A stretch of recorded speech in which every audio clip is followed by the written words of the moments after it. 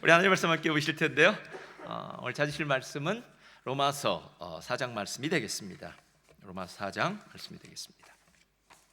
우리 다 같이 한 목소리로 로마서 4장 16절로부터 18절까지 말씀 우리 함께 봉독하도록 하겠습니다. 다 같이 봉독하겠습니다. 시작.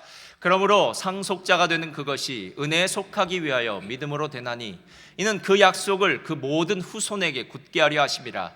율법에 속한 자에게뿐 아니라 아브라함의 믿음에 속한 자에게도 그러하니 아브라함은 우리 모든 사람의 조상이라.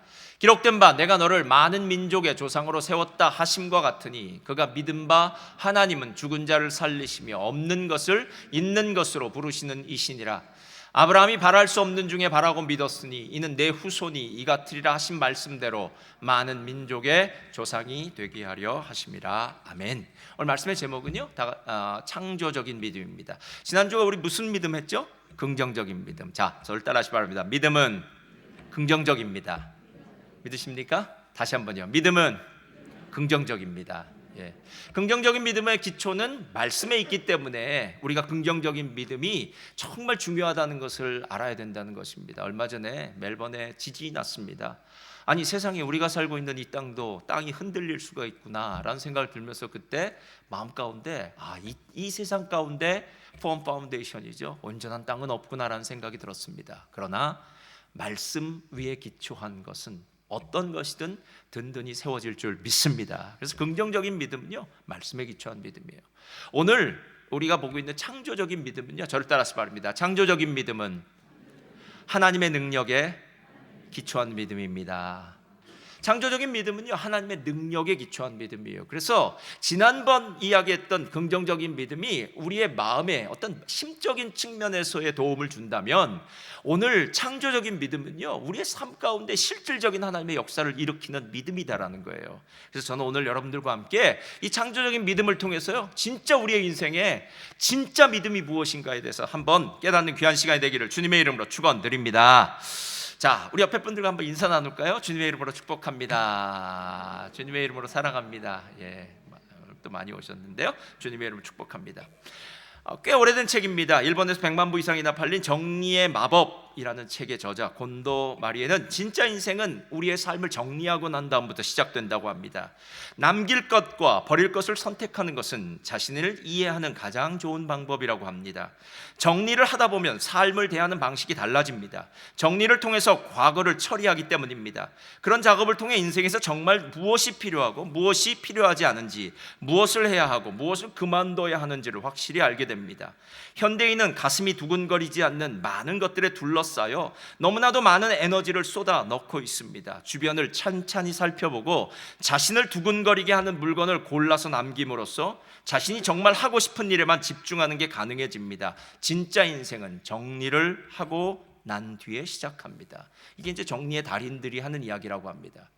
실제로 요즘처럼 많은 물건에 진짜 휩싸여 있는 그런 시대가 어디 있겠습니까? 우리의 창고를 봐도, 우리의 옷장을 보아도, 어디를 보아도 물건의 홍수 속에서 정말 내가 다 쓰지도 않는 물건들, 이게 진짜 필요한 옷인지 아닌지도 모르는 물건 속에 이렇게 빠져 있을 때가 있는데요. 그 많은 물건들을 정리하기 시작하면서 진짜 내가 무엇이 필요하고 무엇을 위해 살아야 되는지에 대한 인생에 대한 정리도 가능해진다라는 겁니다. 제가 왜 오늘 이 부분에 대해서 이야기했냐면요, 우리의 믿음도 좀 정리해야 되지 않을까? 우리가 오랜 동안 신앙생활을 했다고 이야기하면서 내가 교회를 수십 년, 모태신앙부터 다녔다면 정말 4, 50년 이상을 다녔다고 말하면서도 진짜 내 안에 진짜 믿음이 있을까? 진짜 하나님이 역사하는 그 믿음, 오늘 내가 올바른 그 트랙을 타고 올바른 하나님의 방법대로 살아가고자 하는 그 믿음, 하나님의 능력에 기초한 그 믿음 가지고 있을까? 어쩌면 우리의 믿음에 대해서 다시 한번 점검하기 시작하면, 정리하기 시작하면 우리의 믿음이 온전한지 아닌지, 가짜인지 진짜인지를 깨달아 알 수 있다는 겁니다. 그 정리가 바로 오늘 창조적인 믿음에 대한 이야기입니다.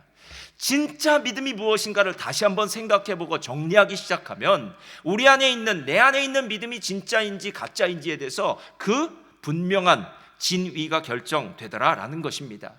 여러분, 믿음을 이야기할 때마다 우리가 언제나 찾아가는 곳은 아브라함입니다. 로마서 4장, 바로 아브라함이 이야기하고 있는 그 창조적인 믿음을 소유했던 믿음의 조상이라고 하는 아브라함 이야기인데요. 18절 다 같이 읽겠습니다. 시작. 아브라함이 바랄 수 없는 중에 바라고 믿었으니 이는 내 후손이 이 같으리라 하신 말씀대로 많은 민족의 조상이 되게 하려 함이라. 많은 민족의 조상이 되게 한다는 것을요, 그 앞에 16절에는 아브라함의 믿음에 속한 자들, 율법에 속한 자들, 이 모든 사람에게 아브라함은 모든 사람의 조상이다 라고 이렇게 얘기합니다.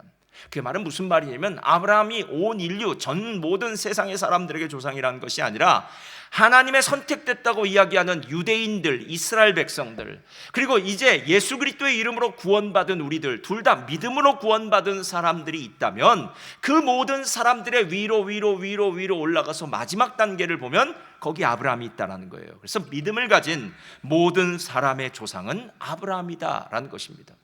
그럼 여러분, 도대체 아브라함이 무슨 일을 했길래, 어떤 일을 했길래 아브라함을 일컬어 믿음의 조상이라고 이야기할까요? 좀 전에 읽었던 18절 다시 한번 펴주시고요. 거기 보면 이렇게 얘기해요. 아브라함이 바랄 수 없는 중에 바라고 믿었으니 라고 얘기해요. 이 말이 무슨 말인지 여러분 잘 아십니다. 아브라함은 100세, 그리고 사라는 90세가 되었습니다. 아브라함 100세 된 아브라함이 아이를 낳는다는 것, 그것도 불가능한 일이지만 이미 경수가 오래전에 끊어져 버린 90세 된 할머니가 아이를 낳는 것은 불가능입니다. 여러분, 90세, 말도 안 되는 얘기죠. 여러분, 실제로 하나님은 불가능을 가능케 하시는 좋으신 하나님이신 줄 믿습니다. 근데 아브라함이 믿은 게 그거라는 거예요. 내가 너에게 약속의 자손을 주겠다. 내가 너에게 약속의 자손을 주겠다. 비록 너의 몸은, 너의 아내인 사라의 몸은 이제 마른 나무 같고 더 이상 생산할 수 없는 마른 태 같아 보일지 몰라도 인간적인 눈으로 보면은 거기에는 아무런 기적의 역사가 일어날 수 없는 그런 불가능하다고 여겨지는 그것 내가 하겠다라는 것입니다. 아브라함은 그것을 믿었습니다. 할렐루야. 그래, 대단하죠, 아브라함. 근데 아브라함이 믿은 것을 하나님은 그냥 아브라함이 잘 믿었어 라고 이야기하지 않고 다시 한번 재확인하는 일을 하세요. 그것이 무엇이냐면 바로 이삭이 청소년이 되었을 때 하나님께서 어느 날 이렇게 아브라함에게 말씀하십니다. 내 독자 내 아들 이삭을 내게 바쳐라 라고 이야기합니다. 아니, 하나님 치사하시죠. 줄 때는 언제고 뺏어갈 때는 언제고. 근데 놀랍게도 성경은 아브라함이 하나님이 내 아들 이삭을 번제로 바치라고 얘기할 때 어떤 대꾸도 하지 않습니다. 여러분, 왜 어떤 대꾸도 하지 않는 줄 아십니까? 아브라함이 믿음이 있었기 때문에 그래요. 히브리서 11장 17절은 아브라함의 믿음에 대해서 이렇게 후기가, 나중에 훗날의 사람들이 이렇게 평가를 해요. 우리 한번 다 같이 읽겠습니다. 시작. 아브라함은 시험을 받을 때에 믿음으로 이삭을 드렸으니 그는 약속들을 받은 자로 돼 그 외아들을 드렸느니라. 잘 보세요. 그는 약속들을 받았대요. 그러니까 이 아들 이삭으로 말미암아 너의 후손이 많아질 것이다, 하늘의 별처럼 많아질 것이다 하는 약속의 말씀을 아브라함이 믿었는데 그 독생자, 그 외아들을 하나님께 또 바쳤다는 겁니다. 18절 다 같이 읽겠습니다. 시작. 그에게 이미 말씀하시기를 내 자손이라 칭할 자는 이삭으로 말미암음이라 하셨으니 19절 그가 하나님이 능히 이삭을 죽은 자 가운데서 다시 살리실 줄로 생각한지라 비유컨대 그를 죽은 자 가운데서 도로 받은 것이니라. 여러분, 사람이 진짜 무서운 건요, 난 믿어 라고 얘기하는데 분명히 상황은 너무나 힘들어요. 안 될 것 같아요. 거짓말 같아요. 다른 사람들이 보면 미쳤다고 얘기하는 것 같아요. 근데 그 사람 말합니다. 아니야, 하나님 할 수 있어, 난 믿어 라고 얘기하는 거예요. 여러분, 아브라함의 믿음이 아들을 낳은 것에서 끝났다면 그래, 뭐 한 100세에 뭐 나중에도 또 아들을 낳았으니까 뭐 그런 기적이 있을 수 있겠지. 근데 지금 이야기하고 있는 것은 아브라함이 죽은 얘기를 하고 있는 게 아브라함이 이삭을 얻은 얘기를 하는 것이 아니라 하나님이 만약에 이삭을 죽이면 살리시리라. 할렐루야. 하나님이 나 같은 이 마른 나무 같은 곳에서도 기적을 일으키신 분이 죽은 자도 살리지 못하겠느냐라는 거예요. 그러니까 죽은 이삭도 살릴 수 있다라는 믿음을 가지니까 하나님이 번제로 바쳐라, 무슨 얘기를 해도 아멘 하고 순종하는 길을 갈 수 있다라는 겁니다. 실제로 이삭은 죽진 않았습니다. 왜냐하면 이삭을 칼로 내리치기 전에 하나님께서 아브라함을 부릅니다. 아브라함아, 아브라함아. 하나님이 급하실 땐 꼭 2번을 부르세요. 그래서 여러분, 혹시 여러분을 2번 부르시면 급한 겁니다. 아브라함아, 아브라함아, 내가 나를 내 독자 이삭보다 더 사랑하는 줄 내가 알았으니 그 손을 놓아라 라고 이야기하고 여호와 이레 그 뒤에서 순양을 하나님께서 준비하셔서 그것으로 번제를 바칩니다. 그러나 이삭은 살림을 받았지만 하나님의 독생자 외아들 예수 그리스도는 십자가에서 죽으셨습니다.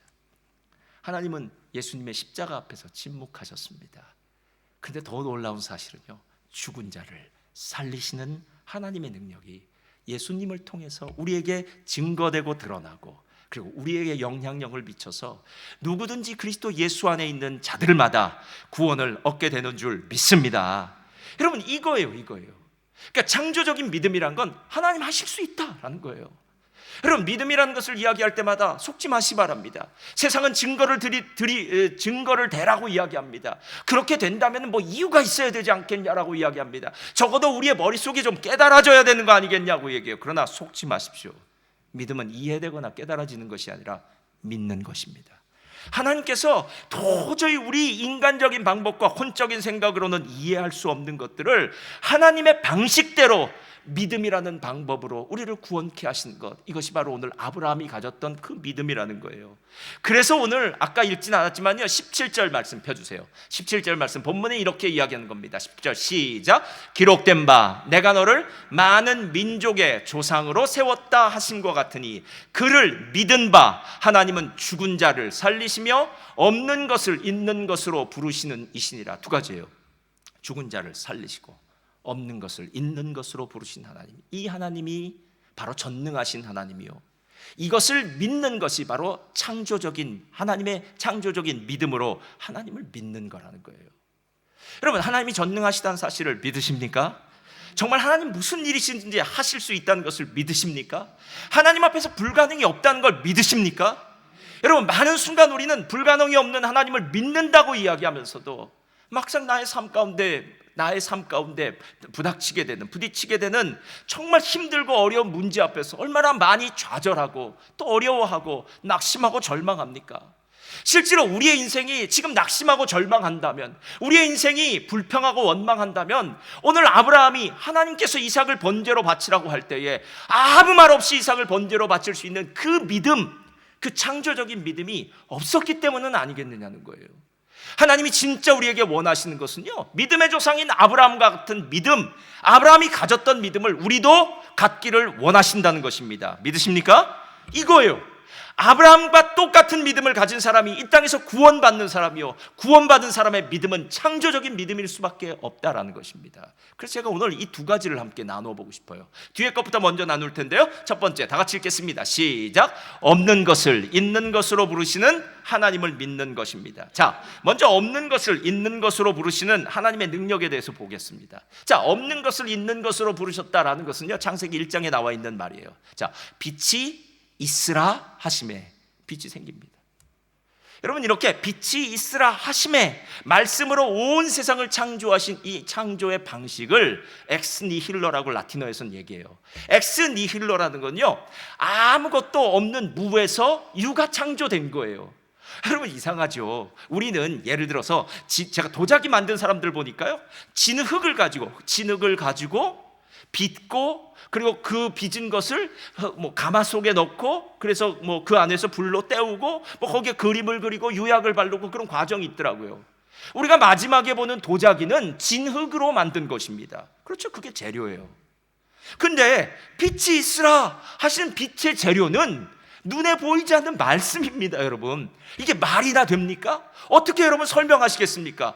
야, 빛이 있으라 했더니 빛의 요소는 감마선, X선, 무슨 선, 거기엔 뭐가 있고, 이런 얘기가 아니라 그냥 하나님이 빛이 있으라 하시면 빛이 생겼다는 거예요. 여러분, 이 무에서 유를 창조했다는 이것만큼 우리에게 신선하게 다가오는 것은 없습니다. 왜냐하면 무에서 유를 만들 수 있다는 건요, 어떤 상황 가운데서도 모든 게 다 가능하다는 얘기 아닙니까? 저를 따라하시 바랍니다. 우리에게는 불가능한 것처럼 보여도 하나님에게는 가능합니다. 그거 아닙니까, 여러분? 아니, 세상에 만약에 우리가 집이 필요하다면 하나님이 집이 생겨라 라고 하면 되는 거 아닙니까? 할렐루야. 하나님 정말 편하실 것 같아요. 하나님 말씀하면 되는 거 아닙니까? 예.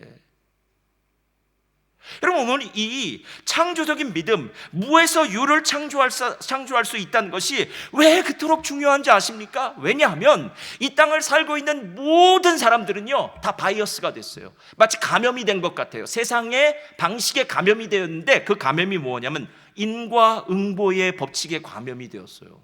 이 말이 무슨 말이냐면요, 원인과 결과에, 우리는 언제나 원인과 결과를 생각하는 사람이 되었다는 겁니다.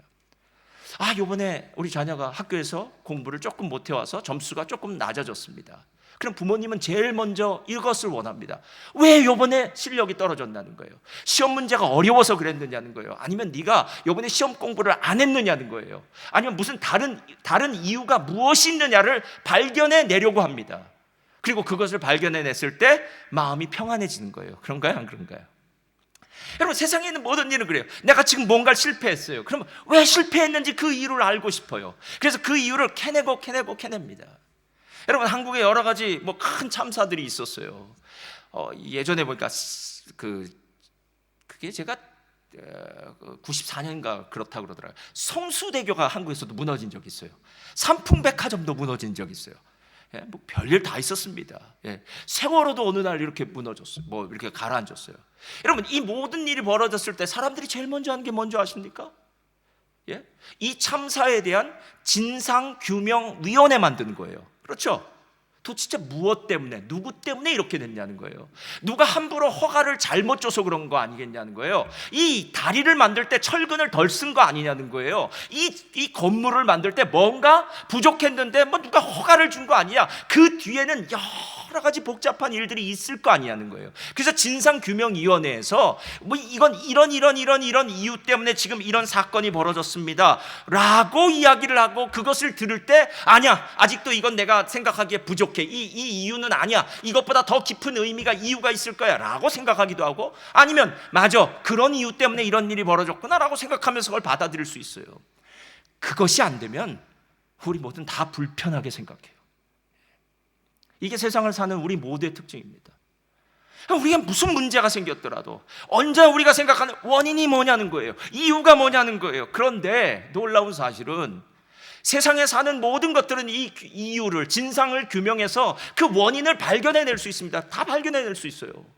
근데 믿음만은 안 그래요. 구원만은 안 그래요. 제가 1978년에 성령 세례를 받았습니다.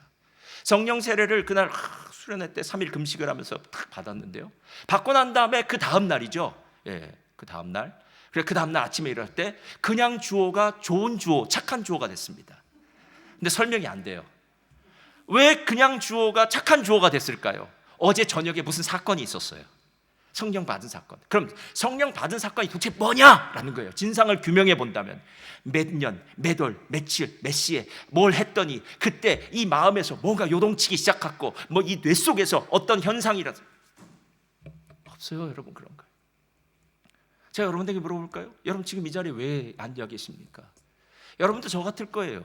어느 날 이민 와서, 아니면 어떤 경우가 있겠죠. 누군가가 여러분에게 교회 가자 그랬을 거예요. 예배 자리에 왔을 거예요. 그때는 억지로 끌려왔을 수도 있어요. 교회 점심 준다니까 점심 먹으러 왔을 수도 있어요. 아니면 사람들 만나러 왔을 수도 있어요. 어떤 방법이든 상관없어요. 그냥 와서 앉았어요. 앉았는데 갑자기 찬양이 들리기 시작하면서 눈물이 나기 시작합니다. 말씀을 듣는데 이건 내 말씀이야 라고 생각하면서 가슴이 찡 울리기 시작해요. 야, 이번 주 말고 다음 주도 와보자, 이런 생각이 들어요. 그 다음 주 와요. 근데 이상해요. 예배가 참 이거 좀 지루하고 길어야 되는데 그렇지 않고, 이거 참 이상하다 하는데 나도 모르게 깊이 수렁에 빠져든 사람이 되어버리고, 어느 날 나는 그리스도 예수를 믿는 사람이 되었다는 거예요. 여러분, 이거 아닙니까? 어떻게 설명할 수 있겠습니까? 그래서 2장에 보니까요, 하나님께서 사람의 지혜로 이 모든 것들을 할 수 없어서 전도의 미련한 방법으로 우리를 구원하시기를 원하셨대요. 전도의 미련한 방법이란 건 이래요. 하나님이 당신을 사랑하십니다. 지금 당신의 문제를 해결할 수 있습니다. 할렐루야. 그러면 여러분이 한 거는 아무것도 없어요. 그냥 하나님을 소개했을 뿐입니다. 하나님 믿으면 구원받습니다. 하나님 믿으면 축복받습니다. 하나님 믿으면 문제가 해결됩니다. 근데 놀랍게도요, 평소에는 그 말이 안 들리다가 어느 날은 들려지더라는 거예요. 그래서 교회에 나오고 말씀 듣고 기도하고 예배드리다가 하나님을 믿는 사람이 되었다는 겁니다. 그런데 더 놀라운 사실은요, 지금 여기 앉아있는 여러분들, 이제 다시 예수 안 믿을 수 있나요? 제가 100% 확언하는데요, 여러분이 이제 한번 발을 담갔기 때문에 절대로 못 빠져나갑니다. 이제 예수를 안 믿을 수가 없어요. 안 믿으면 찝찝해서 못 살아요. 안 믿으면 어떤 현상이 벌어지는지 제가 가르쳐 드릴까요? 무슨 일만 벌어져도 이렇게 생각해. 내가 교회 안 나가서 이런 일이 벌어진 거야. 여러분, 이 은혜예요. 이건 말로 설명할 수가 없어요. 그냥 어느 날 우리가 살던 나라가 한국에서 호주로 바뀌어졌을 뿐이에요. 한국에서 호주로 오기 위해선 비행기를 타고 왔을지 모르지만 세상의 나라, 사단의 나라에서 하나님의 나라로 바뀌어질 때 나도 모르겠어요. 그냥 눈 감고 깨보니까 하나님의 나라에 있더라는 거예요. 여러분, 이것을 고린도전서에는 뭐라고 얘기한 줄 아십니까? 고린도전서 2장 다 같이 읽겠습니다. 시작. 우리가 이것을 말하거니와 사람의 지혜가 가르친 말로 아니하고 오직 성령께서 가르치신 것으로 하니 영적인 일은 영적인 것으로 분별하는 거예요. 자, 이건 영적인 일이에요. 그래서 혼적인 것으로, 세상적인 방법으로 이해가 안 돼요. 그래서 여러분, 이거 아무리 이해하려고 노력해도 안 됩니다. 그리고 난 다음에 14절 시작. 육에 속한 사람은 하나님의 성령의 일들을 받지 아니하나니 이는 그것들이 그에게는 어리석게 보이며 또 그는 그것들을 알 수도 없나니 그러한 일은 영적으로 분별되기 때문이라. 여러분, 이 자리에 왜 오셨는 줄 아십니까? 어느 날 갑자기 여러분의 영안이 열린 거예요. 세상 사람들은 그냥 세상만 바라보고 현상만 바라보고 왜 일이 벌어졌는지에 대한 원인 규명을 이해하려고 할 때 우리는 아니에요. 갑자기 내 마음에 이상한 현상이 들렸어요. 말씀이 들려질 때 내 마음이 움직이기 시작하는 거예요. 이상해요. 믿어져요. 믿어지기 시작해요. 될 것 같아요. 하나님이 살아계신 것 같아요. 할렐루야. 여러분, 이건 영적인 일이라는 겁니다. 그래서 영적인 일은 영적인 일들로밖에 분별할 수 없다라는 겁니다. 여러분, 전도하실 때 이런 적 있으십니까? 누구에게 전도를, 친구에게 전도를 했더니 친구가 이렇게 말합니다. 야, 하나님이 살아계시다면 어디 내 눈앞에 좀 보여봐라 라고 이야기합니다. 그럼 여러분, 뭐라고 대답하십니까? 하나님을 그 친구들에게 보일 수 있는 방법은 없습니다. 왜냐? 그 친구는 지금 영적인 눈이 감겨져 있기 때문에 내가 하나님을 보여줘도 볼 수가 없습니다. 여러분, 먼저 그 친구에게 이 이야기를 해야 돼요. 너 정말 하나님 보고 싶니? 그렇다면 너의 영적인 눈이 띄어지는 게 먼저야. 나는 하나님을 보았다는 건 경험했다는 거죠. 나는 하나님이 살아계신다는 것을 믿어. 할렐루야. 네가 나처럼 영적인 눈이 띄어진다면, 영적인 감각이 회복된다면 하나님을 볼 수 있고 느낄 수 있고 그분의 능력을 경험할 수 있어 라는 거예요. 지난주에도 제가 이야기하지 않았습니까? 창세기 1장 1절 태초에 하나님이 천지를 창조하시니라. 성경은 우리들에게 구구절절한 설명을 하지 않습니다. 하나님 믿을래? 말래? 이거예요. 여러분, 태초에 하나님이 천지를 창조하시니라. 그것을 믿는다면 오늘 창조적인 믿음이 있는 거고요. 그게 안 믿어져요. 아무리 생각해도 하나님이 아닌 것 같아요 라고 생각하면 우리의 삶 가운데 그 설명해낼 수 있는 방법은 없다라는 것입니다. 왜 천지를 창조하신 하나님에 대한 믿음이 중요한 줄 아십니까? 그 이유는 한 가지입니다. 우리는 이 땅을 살아가면서 인생의 막다른 골목을 만날 때가 많기 때문에 그래요. 인생이 정말 신묘막측해서요, 야, 어떻게 그렇게 꼬리에 꼬리를 물고 문제가 생기는지. 이민생활 이 정도 살았으면 이제는 좀 편하게 살 수 있을 것 같은데 갑자기 또 코로나 바이러스 락다운이 걸려가지고 우리 인생이 이렇게 꼬이고 저렇게 꼬일 수도 있고요. 애들 이 정도 키워놓으면 이제 문제 없을 것처럼 생각했는데 애들에 대한 문제는 계속해서 꼬리에 꼬리를 물고 이어지고 있고요. 참 신기해요. 문제가 비슷하거나 같다면은요, 이전 것을 참고해서 그걸 해결할 수 있을 것 같은데 문제는 어찌 그리 다양하게 내 삶 가운데 다가오는지, 나이가 들면 들수록 우리는 한 번도 만나지 못한 그런 문제들, 어떤 때에는 남들은 어떻게 보는지 모르겠지만 나는 정말 그 문제 때문에 죽을 것 같은, 이 문제가 나를 절망시킬 것 같은 그런 문제들을 만나게 된다는 거예요. 여러분, 세상 사람들이 왜 자살이나 극단적인 상황으로 자기를 몰고 갈까요? 이유는 간단합니다. 나는 이 문제를 풀 수가 없어 라는 거예요. 맞습니다. 여러분, 우리 힘으로 우리 문제 풀 수 있는 건 없어요. 문제를 풀 수 있는 제일 좋은 약은 시간이 약이라고 하더라고요. 시간이 지나면 많은 문제들은 풀어지는 것들도 있더라고요. 그러나 실제로 우리가 풀 수 없는 그 문제를 풀어주시는 그분, 저를 따라하시 바랍니다. 불가능을 가능케 하시는 전능하신 하나님이 있습니다. 여러분, 이 사실 아닙니까? 없는 것을 있게 만드는 그 하나님은, 창조의 하나님은 불가능을 가능케 하는 하나님이라는 말이에요. 그래서 이 불가능을 가능케 하는 하나님이 있음을 안다는 것이 나의 믿음이 어떤 상황에서도 흔들리지 않는 firm foundation, 단단한 반석 위에 선 믿음으로 내가 흔들리지 않을 수 있다는 거예요. 그래서 19세기 가장 최고의 설교자라고 했던 찰스 스펄전이 이런 얘기를 했어요. 당신은 지금 어쩌면 로빈슨 크루소처럼, 로빈슨 크루소 아시죠? 무인도에 혼자 있었던 로빈슨 크루소처럼 망망대해를 표류하며 고독을 느끼고 있을지 모릅니다. 당신 인생의 배가 난파를 당했을지도 모릅니다. 좋은 날이 오기를 꿈꾸지만 아무도 당신을 찾지 않습니까? 재산을 잃고 아픈 몸으로 완전히 밟혀 으깨진 마음으로 친구도 없이 파도에 밀려 해변에 홀로 외로이 서 있습니까? 사람들이 우글거리는 시내에 가도 친구가 없고 이전에 알고 있던 사람들도 이제는 인사조차 건네지 않습니까? 그러나 내 친구여, 오늘 그분께서 당신에게 말씀하십니다. 환난 날에 나를 부르라. 내가 너를 건지리니 내가 나를 영화롭게 하리로다. 여러분, 이민지에 와서 가장 힘든 게 무엇입니까? 외로운 거 아닙니까? CTN 많은 사람, 요즘 뭐 별 사람이 없지만 CTN 많은 사람이 있어요. 근데 그거 아세요? CTN 가면 더 외로워요. 그 많은 사람 중에 함께 이야기를 나눌 사람이 없더라고요, 여러분.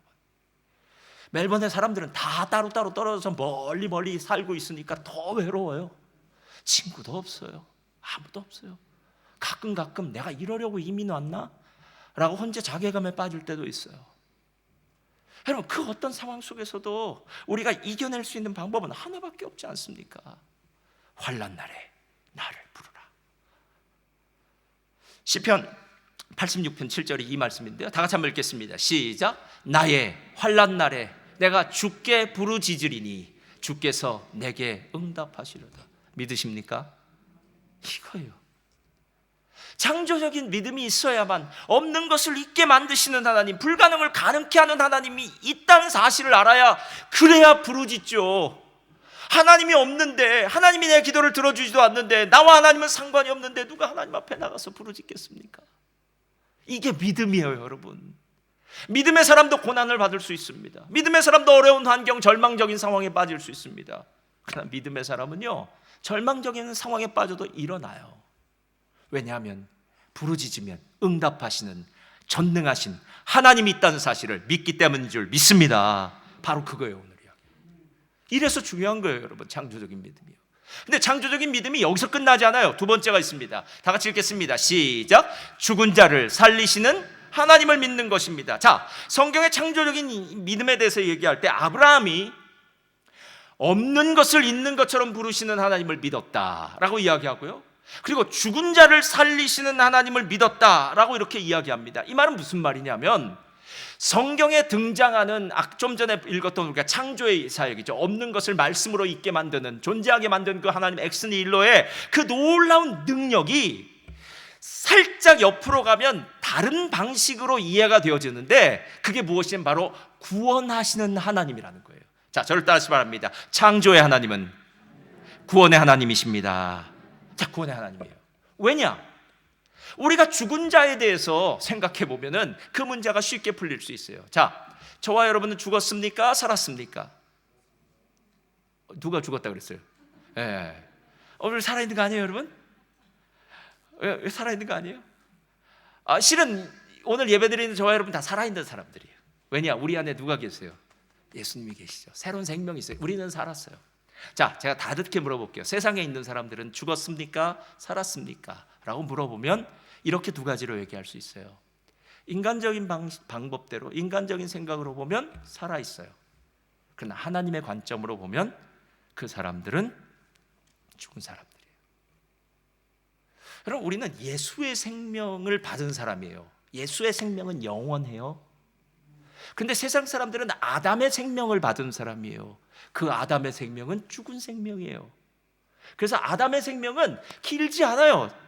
사람의 인생의 연수가 70이요 강건하면 80이라도 정말 우리가 살아온 날들의 뒤안길을 이렇게 되짚어 보면, 이야, 세상 세월 이렇게 빨라? 벌써 12월이랍니다, 여러분. 코로나가 있은 지도 벌써 2년째가 되는데 아직도 코로나 때문에 지금 다들 힘들어하고 있어요. 세월이 이렇게 빠릅니다, 여러분. 70평생이 길 것 같다고요? 80평생이 길 것 같다고요? 아니에요. 하나님으로 보면 하룻밤의 경점, 그러니까 점을 찍은 것처럼 짧고 별것 없는 인생이라는 겁니다.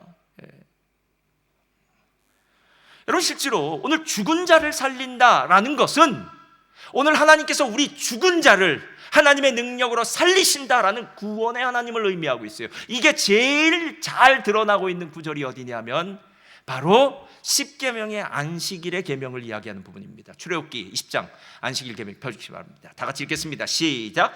이는 엿새 동안에 나 여호와가 하늘과 땅과 바다와 그 가운데 모든 것을 만들고 일곱째 날에 쉬었습니다. 그러므로 나 여호와가 안식일을 복되게 하여 그날을 거룩하게 하였느니라.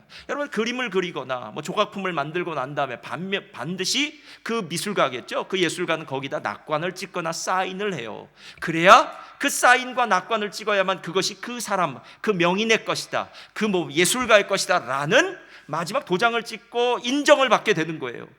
하나님의 창조는 6일 끝난 것이 아닙니다. 하나님의 창조는 7일 창조예요. 그 이유는 6일 동안 하나님이 모든 것을 만드시고 난 다음에 7일째 하나님이 거기다 사인을 하셨어요. 그게 안식일이라는 사인이에요. 복 주시고 거룩하게 하신 거예요. 안식일이 진짜 중요해요, 여러분. 저와 여러분이 안식일을 못 누리면 신앙생활을 못하는 거나 다름없습니다. 하나님이 이 땅을 창조하신 이유는 아담과 하와에게 안식을 주시기 위해서 창조한 거예요. 일하기 위해서 창조한 것이 아니라 안식을 주시기 위해서요. 그래서 6일 동안 하나님이 일하시고 7번째 날은 안식했다라고 이야기하면서 창조의 하나님을 의미해요. 근데 이것이 40년 광야 생활을 마치고 난 다음에 신명기서에서 다시 십계명을 얘기할 때는 다른 방법으로 얘기해요. 다 같이 읽겠습니다. 시작. 너는 기억하라. 내가 애굽 땅에서 종이 되었더니 내 하나님 여호와가 강한 손과 편팔로 거기서 너를 인도하여 내었나니 그러므로 내 하나님 여호와가 내게 명령하여 안식일을 창조의 능력이 있으신 하나님은 구원의 능력도 갖고 계시구나라는 거예요. 어쩌면 세상을 만드시는 그 하나님의 능력은 나 같은 죄인, 죽은 자죠. 사단의 노예가 되어서 이 땅에서 지옥행 급행 열차를 타고 가고 있는 나 같은 죄인을 하나님이 능력으로, 부활의 능력으로 건지시고 살리실 수 있는 능력, 두 번째 능력은 바로 구원의 능력이라는 거예요. 이러고 나니까 아이고, 다른 것이 보여지기 시작하는 거예요. 왜 믿음이 창조적이어야만 되느냐 하면 하나님이 세상을 창조하셔서 불가능을 가능케 하실 수도 있지만 하나님이 나라는 사람을 구원하실 때 계속해서 나라는 사람을 하나님의 은혜 가운데로 인도하셔서 결국 구원의 놀라운 축복을 나의 삶 가운데 주시겠구나 라는 것을 알게 되는 거예요.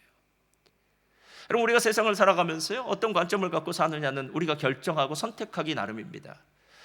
긍정적인 방향으로 어떤 일들을 볼 수도 있고 또 부정적인 방향으로도 볼 수 있어요. 그러나 그것보다 더 중요한 방법으로 세상을 보는 방식이 있는데요, 그것이 무엇이냐면 사람의 관점으로, 세상적인 관점으로 어떤 사건을 보겠느냐, 아니면 구원의 관점으로 보겠느냐라는 거예요.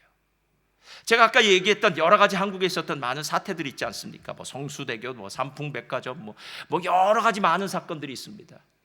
아까 이야기했듯이 그걸 인간적으로, 세상적으로 보면은 우리 원인을 규명하면 돼요. 누구 때문에 잘못한 거예요. 그 사람들이 이런 잘못만 하지 않았어도, 아니면 천재지변이 일어나지만 않았어도 무언가 원인이 되어서 그런 일들이 벌어졌다라는 겁니다. 그런데 성경에는 그와 똑같은 이야기를 할 때 하늘의 관점, 영적 관점으로 그 문제를 풀어야 되는 것, 그것에 대해서 똑같이 나온 구절이 누가복음에 나와 있어요. 누가복음 한번 펴주세요. 다 같이 읽겠습니다. 시작. 또 실로암에서 망대가 무너져 치어 죽은 18사람이 예루살렘에 거한 다른 모든 사람보다 죄가 더 있는 줄 아느냐? 너에게 이르노니 아니라 너희도 만일 회개하지 아니하면 다 이와 같이 망하리라. 잠깐 놔두시고요. 자, 이 관점 여러분 이해 가십니까? 만약 한국에 갑자기 실로암 망대라는 63 빌딩이 빌딩도 있을 수 있고 어떤 전망대가 무너졌다면 제일 먼저 뭐부터 할까요? 진상규명조사위원회 만들겠죠. 그래가지고 이 문제가 생긴 원인을 규명하겠죠. 그게 우리의 생각이에요. 우린 자꾸 원인을 따지고 싶다고요. 욥의 친구들이 욥을 만나서 계속 하고 싶은 말은 이거예요. 욥, 너 겉으로만 그렇게 훌륭한 척했지도 속으로 죄졌지. 계속 이것만 묻는 거예요. 욥은 또 반대로 얘기해요. 나 죄 안 졌어 라고 얘기해요. 두 쪽 다 죄 문제 가지고 서로 공방을 하는 거예요. 여러분, 이 세상에 그냥 죄가 만연했어요. 창세기 8장에 보니까 죄악이 관영하여라고 이렇게 얘기해요. 사람이 어릴 때부터 그 계획이 악하다라고 얘기합니다. 여러분, 이 세상에 죄인 아닌 사람은 없습니다. 죄가 없는 곳은 없어요, 여러분. 우리가 속고 있는 거예요. 자꾸 진상을 규명하고 싶어요. 왜 이 문제가 벌어졌는지, 왜 이 사건이 벌어졌는지, 왜 내 삶 가운데 이런 어려운 문제가 벌어졌는지. 여러분, 그거 규명해서 뭐 하시려고요? 요즘 우리가 매일 성경 보고 있는 베냐민 지파의 싸움이 바로 진상 규명 아닙니까? 지금 문제 일으킨 레위인 불러다가 네가 무슨 일 당했어? 라고 이야기하는 거예요. 그래서 레위인이 얘기하는 거예요. 이런 큰 일이 우리 민족에게 나타났더니 야, 전부 모여, 우리 베냐민 쳐들어가자 라고 얘기해요. 근데 베냐민을 쳐들어가서 얘기합니다. 그 나쁜 놈들, 불량배들 우리에게 내놔. 그때 안 내놓겠대요. 베냐민이 이제 전쟁을 시작합니다. 이 나쁜 베냐민, 하나님 우리가 어떻게 할까요? 우리 싸울까요? 그래서 가서 싸워라. 그래서 대패합니다. 또 갈까요? 할 때 또 대패합니다. 마지막에는 울면서 번제를 드리면서 하나님 싸울까요 말까요 하니까 이번엔 이기겠다고 얘기해요. 이번엔 또 이겨요.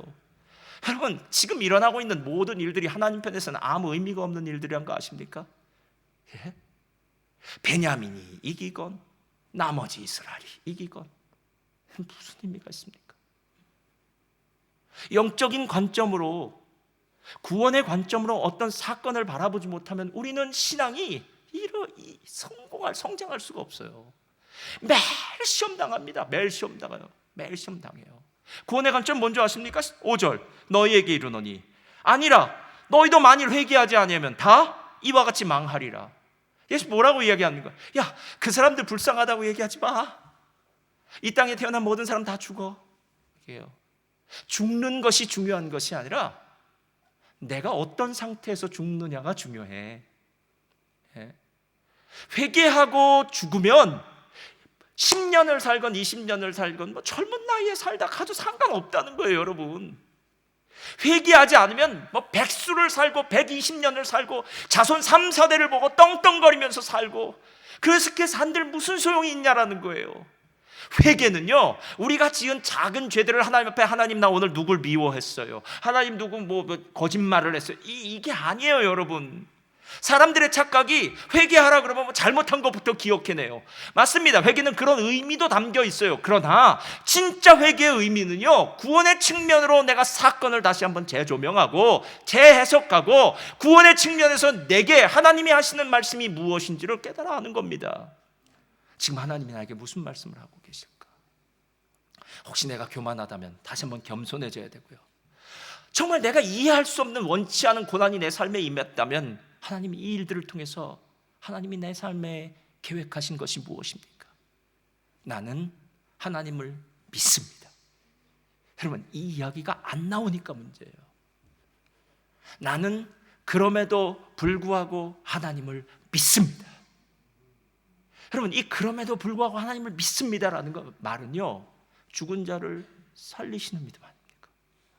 지금 상황은 완전히 더 이상 할 말이 없어요. 이건 무너진 폐허예요.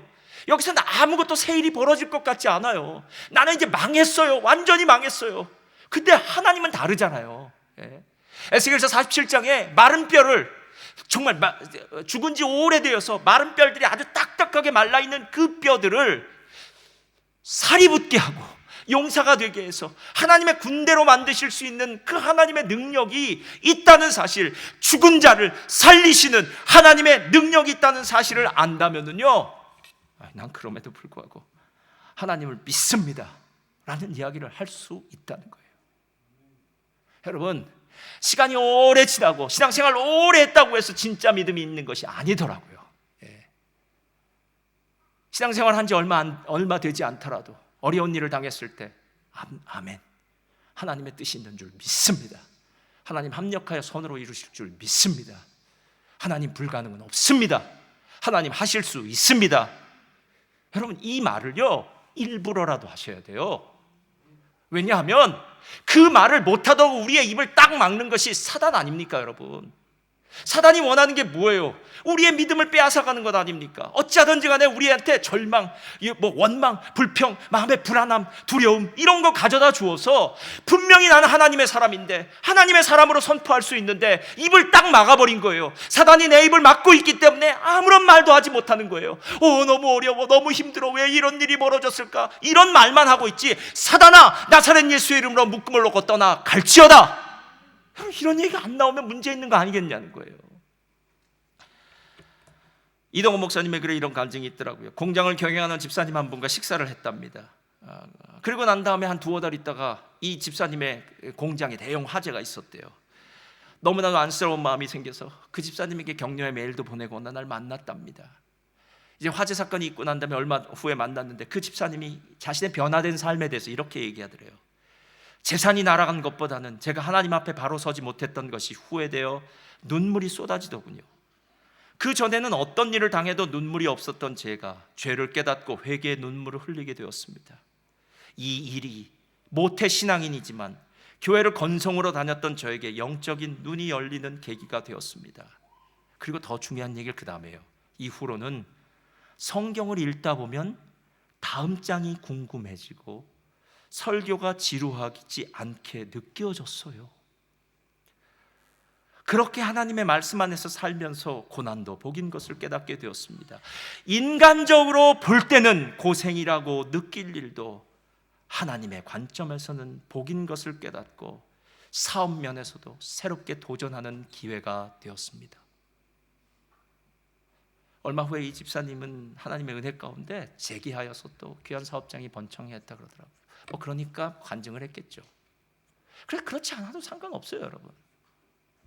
사업장이 잘 되고 못 되고의 문제가 중요한 것이 아니라 우리의 진짜 믿음이 있는지 없는지를 아는 것이 중요하잖아요. 저는 믿음이 있다고 생각하는 많은 사람, 저부터 시작해서 모두가 똑같아요.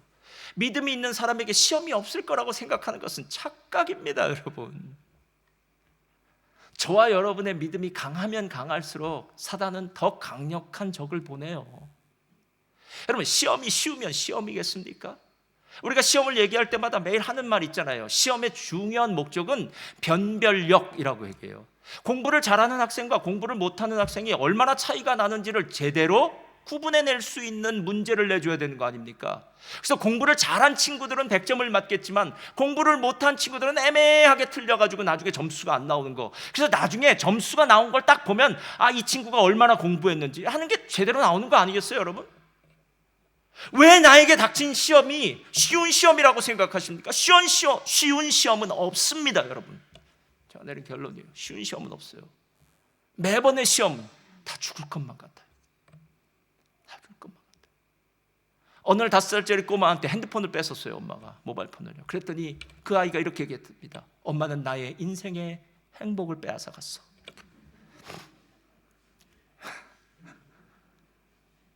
더 이상 살고 싶은 생각이 안 든다는 거죠. 여러분에게 뭐가 있어요? 여러분, 우리에게 시험은 모두 살고 싶은 생각이 안 들 정도로, 포기하고 싶을 정도로 다 어렵고 힘들어요. 그때마다 이 창조적인 믿음이 필요한 거 아니겠냐는 거예요. 창조적인 믿음을 딱 가지면 그때부터 이제 성경이 다시 보이기 시작하고요. 찬양팀 앞으로 나와주시고요. 성경이 다시 보이기 시작하고요. 예배가 달라지기 시작해요. 설교 시간이 짧게 느껴져요. 할렐루야. 예. 그리고 찬양이 가슴에 와닿기 시작해요. 평소 때는 기도가 아무리 많이 해도 5분, 10분, 그것도 바빠서 정신없이 하다 보면 몇 분 못하던 기도가 30분, 1시간이 돼도 기도가 끊어지질 않게 돼요. 여러분, 이런 창조적인 믿음이 진짜 있나요? 긍정적인 믿음이 말씀에 기초했기 때문에 우리를 흔들리지 않도록 세워주는 믿음이라면, 창조적인 믿음은 하나님의 능력에 기초했기 때문에 어떤 상황 가운데서 할 수 있어, 하나님 하실 거야, 불가능은 없다 라고 얘기하는 겁니다. 어차피 우리 힘으로 살아가는 거 아니지 않습니까? 우리 심장을 내 마음대로 뛰게 하는 거 아니지 않습니까? 제가 성경 공부할 때 꼭 그 얘기해요. 여러분, 자, 지금 이 시간에 심장을 한번 멈춰보시기 바랍니다. 그러면 많은 사람들이 숨을 하고 멈춰요. 여러분, 숨을 멈췄다고 심장이 멈춰지지 않습니다. 우리 가운데 자기 심장을 멈출 수 있는 사람 한 사람도 없습니다. 손가락을 움직일 수는 있어요. 그러나 심장을 멈출 수 있는 사람은 없어요. 심장을 멈출 수 있는 분은 하나님이십니다. 그리고 심장을 다시 박동시키는 것도 하나님이세요. 하나님이 하실 수 있습니다. 그게 믿음입니다, 여러분. 사랑하는 성도님들, 어떤 시험도 이겨내시고 창조적인 믿음으로 전능하신 하나님의 능력을 경험하시기를 주님의 이름으로 축원드립니다.